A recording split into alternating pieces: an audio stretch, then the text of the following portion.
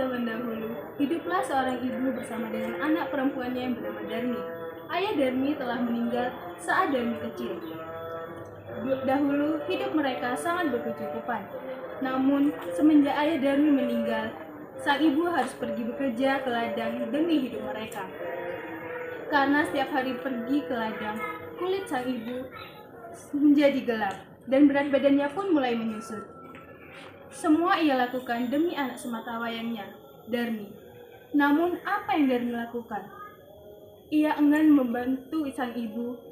Kerjanya hanya berdandan dan tak mau keluar rumah karena takut kulitnya menjadi gelap seperti sang ibu.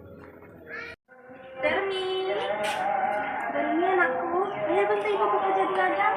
Hah? Bekerja di ladang? Nggak salah tuh. Iya, makasih sekali bantulah ibu. Tidak Bu. Aku tidak mau bekerja di ladang. Nanti kulitku kotor dan jari-jariku yang lentik ini bisa rusak. Apa kamu tidak kasihan pada ibu? Kasihan pada ibu? Buat apa juga kasihan? Gak ada gunanya. Udahlah, ke ladang sendiri saja. Ibu Darmi hanya bisa menggeleng-gelengkan kepalanya sedih mendengar perkataan anak sematawayangnya. Akhirnya Ibu Darmi tetap pergi ke ladang meski tanpa bantuan Darmi. Setelah sampai di ladang, Ibu Darmi bekerja dengan keras. Saat lelah, Ibu Darmi minum air yang dibawanya. Ibu Darmi juga berdoa dalam hatinya. Ya Tuhan, tolonglah anakku, ubahlah dia dari sikap malasnya.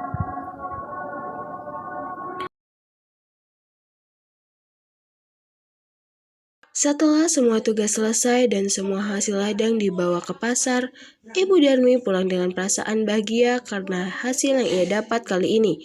Meski tidak terlalu banyak tetapi cukup untuk membeli beras. Namun, setelah sampai di rumah, Darmi yang melihat ibunya memegang uang mendekat menghampiri ibunya. Wah, untunglah Bapak hari ini bisa untuk membeli beras. Wah, baru dapat bayaran ya? Coba sini lihat. Widih, cukup nih untuk beli baju baru yang kuincar. Tapi nak, uang itu akan ibu beli untuk membeli beras. Oh, begitu ya? Sudah, ini aku kembalikan. Hahaha, enak aja. Uang ini akan kupakai untuk beli baju baru supaya penampilanku nggak kumal seperti ibu. Tapi nak, kita akan makan apa nanti? Nggak mau tahu. Banget jadi orang. Karena uang yang telah didapat telah dirampas oleh sang anak, Ibu Darmi memutuskan mencari bantuan dari tetangga agar ia dan Darmi hari ini bisa makan. Begini Bu, Ada apa, Bu? Udah, gak usah malu-malu. Katakan saja. bolehkah saya meminjamkan uang untuk membeli beras? Akhir-akhir ini saya sedang mengalami kesulitan ekonomi, Bu. Lah, bukannya hari ini Ibu sudah mendapatkan upah dari ladang? Apakah upah tersebut tidak cukup? Waduh, suamiku, masa kamu gak tahu sih? Anaknya si Darmi itu kan selalu minta apapun secara paksa. Benar-benar anak tak tahu diri. Darmi? Sepertinya aku pernah mendengar nama itu. Oh, si Darmi, yang katanya cantik cerita itu kan? Pemuda-pemuda desa sering membicarakannya. Yang sekali wajahnya cantik, tapi perilakunya seperti itu. Gus, hati-hati kalau bicara sampingnya itu ibunya. Pak Seno diam sejenak untuk memikirkan apa yang hendak diperbuatnya. Namun, karena ia merasa iba pada Ibu Darmi, dia pun memutuskan untuk membantunya. Baiklah, Bu. Ini ada sedikit uang dari kami untuk membantu perekonomian Ibu. Silakan terima. Terima kasih banyak Pak atas pinjamannya. Saat gajian nanti, saya janji akan segera mengembalikannya. Tidak usah dikembalikan. Anggap saja ini sumbangan dari kami, Bu. Iya, anggap saja ini sumbangan. Tapi jangan sampai uang itu direbut lagi oleh anakmu, si Darmi. Baik Bu, akan saya gunakan sebaik-baiknya. Saya pamit pulang dulu. Sekali lagi terima kasih banyak atas bantuannya. Iya Bu, sama-sama Bu. Bu, saya antar. Beberapa hari kemudian, Ibu Darmi hendak ke pasar seperti biasanya. Namun, hari itu Darmi ingin ikut untuk membeli bedak yang dia inginkan. Nak, Ibu mau ke pasar dulu ya. bedak, wajahku udah habis nih.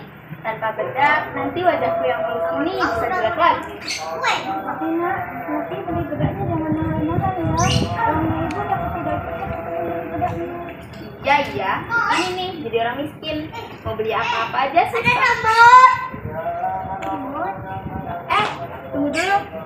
Aku mau ke pasar bersama ibu, asalkan ibu berjalan di belakangku dan tidak di sampingku. Tapi nak, kenapa aku ini ibumu? Aku tuh mau punya ibu yang jelek, kotor, keriput lagi. Wah, menyebalkan. Ayo cepat.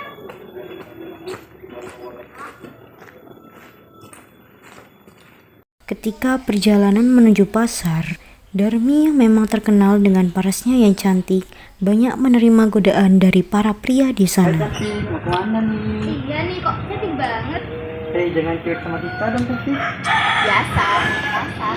Mau ke pasar toh, emangnya sama siapa? Kalian apa nggak lihat di belakang sana? Oh, sama ibunya. Hah? Gila, Pak. Orang seperti itu dibilang ibuku. Loh, terus itu siapa dong? Dia itu pembantuku. Dia bodoh banget tau nggak? Masa tiap aku makan, aku selalu dikasih nasi kecap. Padahal kan aku maunya daging, bukan nasi kecap. Oh, ternyata perempuan tua di belakangmu itu pembantumu. Maaf ya, kita salah sangka. Oh ya sudah, kami pergi dulu ya cantik. Dah, cantik. Betapa sedih Ibu Darmi yang mendengar percakapan itu. Ia pun mengelus dada dan ingin menangis, tetapi ia menahannya dalam hati.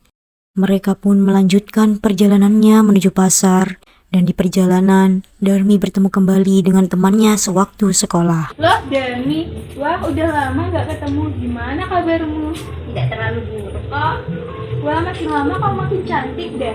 Cocok kalau tinggal di kota. Kenapa tidak tinggal di kota aja? Sebenarnya sih aku pengen tinggal di kota, tapi ya gimana lagi? Aku kasihan sama pembantuku yang ada di belakang. Kalau nggak ada aku, dia mau makan apa? Tidak hanya cantik, kamu juga dermawan. Hebat banget loh. Aku baru sadar kamu kesini bersama pembantumu. Dia itu sebenarnya babu, karena ia tak dapat melunasi hutangnya kepadaku.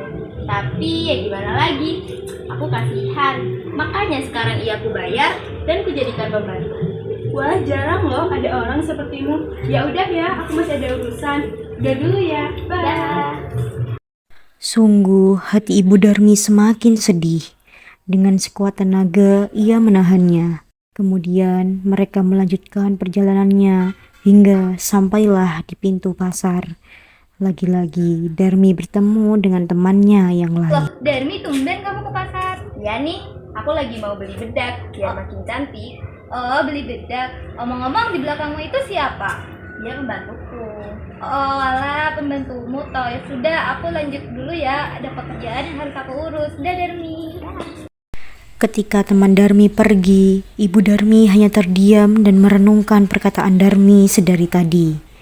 Ia merasa sangat sakit hati. Anak yang dibesarkannya dengan penuh kasih sayang tega menyebutnya sebagai pembantu.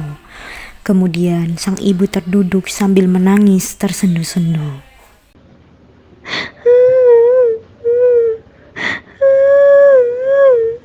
Ayo cepat, Bu. Ini sudah sangat panas.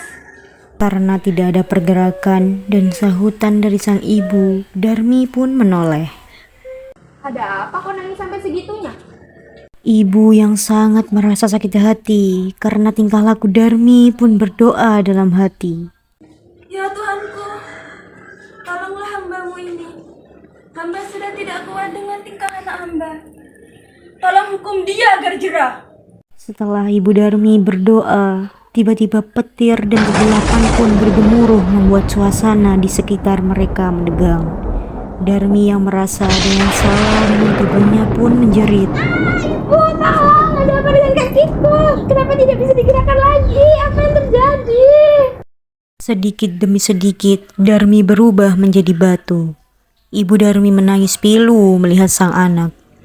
Maafkan ibu nak, ini semua karena perlakuanmu kepada ibu. Ampun, Bu. Darmi tidak akan mengulanginya lagi.